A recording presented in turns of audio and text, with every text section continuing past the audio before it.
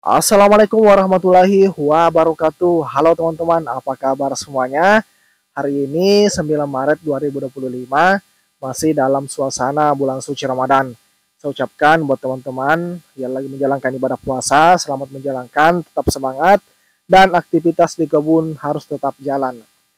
Nah, baik teman-teman, sudah cukup lama saya tidak update bagaimana perkembangan buah kakao di kebun ini. Terakhir saya update itu di bagian pemangkasan teman-teman. Nah, hari ini saya ada kesempatan buat video sekaligus saya mau berbagi tips buat teman-teman petani kakao. Berhubung buah kakao di kebun ini sudah ada yang mulai besar ya teman-teman, sebesar gelas. Nah, saya mau berbagi tips tentang bagaimana cara merawat buah kakao yang sudah sebesar gelas ya teman-teman agar tidak hitam. Nah, biasanya buah kakao yang sebesar ini teman-teman itu belum tua, jadi baru mau memasuki fase tua ya teman-teman, dan itu rawan sekali hitam apalagi di musim penghujan. Nah, kalau hitam ya teman-teman, ya pasti kita akan merugi karena sayang sekali teman-teman, buahnya sudah sebesar ini malah hitam. Nah, tips yang pertama teman-teman, ketika buah kakao sudah ada yang mulai besar seperti ini, usahakan bagaimana kalian memastikan kalau tanaman kakaonya itu mendapatkan sinar matahari yang cukup.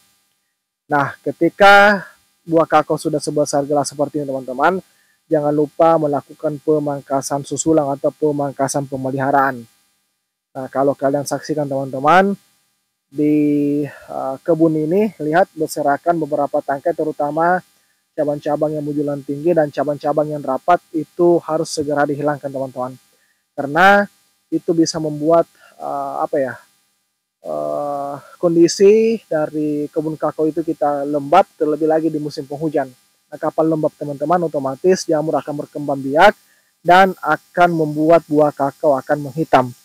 Nah, terutama S2 teman-teman. S2 itu ya rawan juga hitam di tengah musim hujan. Nah, jadi tidak usah ragu-ragu teman-teman. Kalau mungkin kalian ada yang kayak ragu-ragu melakukan pemangkasan susulan, mungkin karena lagi berbunga juga, katanya nanti yang sampai gugur. Nah, kalau buah sudah lumayan banyak yang besar seperti itu teman-teman, itu tidak usah ragu, tidak apa-apa bunganya gugur teman-teman, kalian pangkas saja dulu untuk menyelamatkan buah yang sudah besar. Nah, bunga kan masih 50-50 teman, mau jadi atau tidak. Tapi kalau buah yang sudah besar itu otomatis teman-teman mau tidak mau kalian harus selamatkan supaya tidak menghitam. Nah, nanti bunganya bakal keluar sendiri lagi teman-teman. Karena saya perhatikan kakao yang terlalu rimbun juga di saat musim penghujan, itu bunganya tidak efektif teman-teman. Tapi kalau misalkan kayak pencahayaannya bagus, sirkulasi udara bagus, otomatis bunganya juga bakal mudah jadi buah. Seperti itu. Nah, ini lihat teman-teman. Jadi kita selamatkan buah yang sudah besar dengan melakukan pemangkasan, terutama buat cabang yang tinggi, kemudian cabang yang saling tumpang tindih.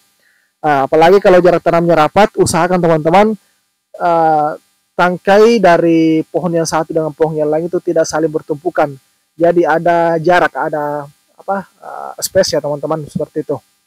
Nah, tips yang kedua adalah melakukan penyemprotan rutin atau pengolesan buah teman-teman.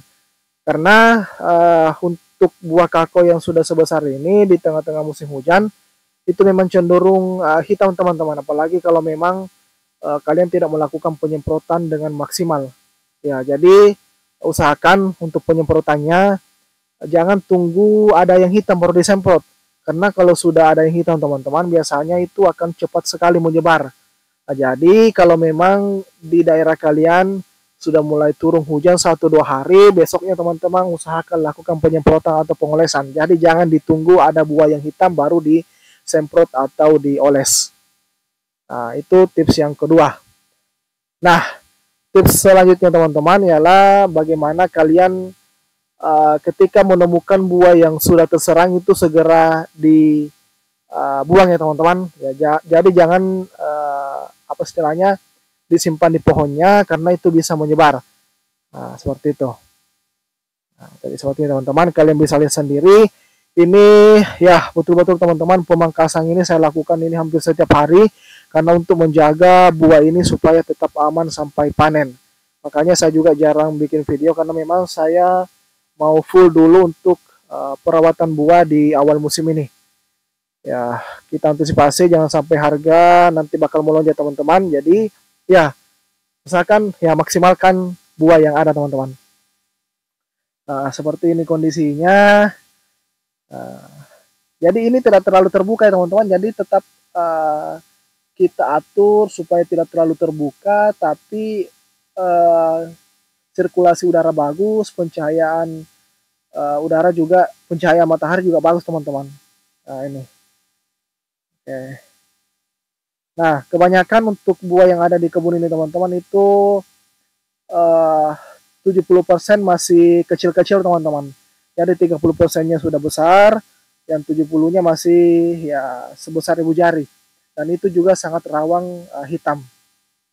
Nah, oke. Nah, ini kalau kalian lihat teman-teman, ini baru saja saya pangkas tadi. Nah, ini. Kalau ini tidak dipangkas teman-teman, apalagi jarak tanam yang rapat seperti ini, kalau sudah ada yang terkena hitam, pasti bakal menyebar dengan cepat. Nah, itu. Nah, kemudian untuk tips berikutnya teman-teman, yaitu melakukan panen sering. Jadi, saya rasa untuk di bulan 3, khususnya di wilayah Sulawesi Selatan, itu kita sudah mulai panen. Tapi, buah yang kita panen itu biasanya buah yang keluar di bulan-bulan 12. Jadi belum buah di awal tahun. Nah, buah yang di bulan 12 tersebut teman-teman, ya usahakan ketika sudah ada yang matang segera dipanen, karena untuk supaya memutus rantai penyakit yang ada di buah tersebut, apalagi kalau sudah terserang busuk buah. Nah, seperti itu. Jadi usahakan panen sering teman-teman. Oke.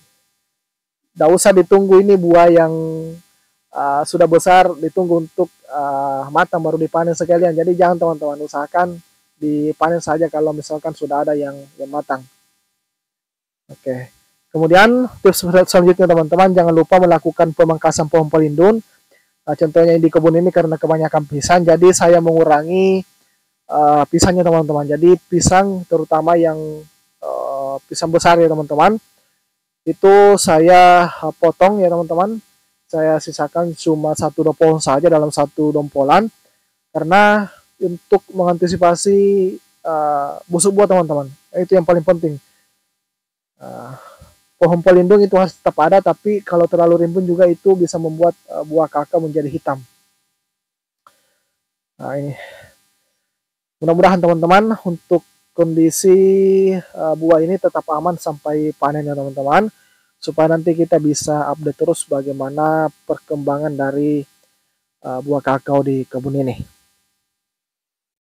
Nah, ini masih aman ya teman-teman. Jadi ya kita sangat bersyukur di awal musim ini saya lihat buah begitu merata teman-teman, dan ya kita harapkan nanti harga juga kita dapatkan harga yang mahal. Oke, jadi sambil kita keliling teman-teman, sambil kita lihat kondisinya. Nah, nanti ini bakal lebih cantik lagi dilihat susunan buahnya teman-teman ketika buahnya sudah besar semua. Nah, ini kan masih 1-2 buah saja yang besar. Nah, sebagian besarnya lagi ya masih berupa pentil teman-teman. Ini. Nah, memang kekurangan dari jarak tanam yang rapat itu teman-teman, harus kita rutin melakukan pemangkasan. Karena kalau tidak, ya jangankan buah bisa finish sampai besar ya teman-teman, sebesar ibu jari pun kalau perawatannya tidak maksimal itu bakal cepat menghitam. Oke. Nah, kita lanjut teman-teman. Nah, ini kondisinya sekarang di kebun kakao. Nah, buat teman-teman yang baru menemukan channel ini, saya ucapkan selamat bergabung. Jangan lupa like videonya, komen, share, dan di subscribe channel Agoriama. Mudah-mudahan beberapa tips yang saya bagikan itu bermanfaat. Dan ya kalau ada kekurangan teman-teman mohon dikoreksi, karena kita sama-sama belajar. Oke teman-teman, sampai jumpa di video berikutnya. Kita akan update lagi bagaimana perkembangannya, dan nantikan video-video menarik lainnya. Terima kasih, sampai jumpa di video berikutnya. Assalamualaikum warahmatullahi wabarakatuh.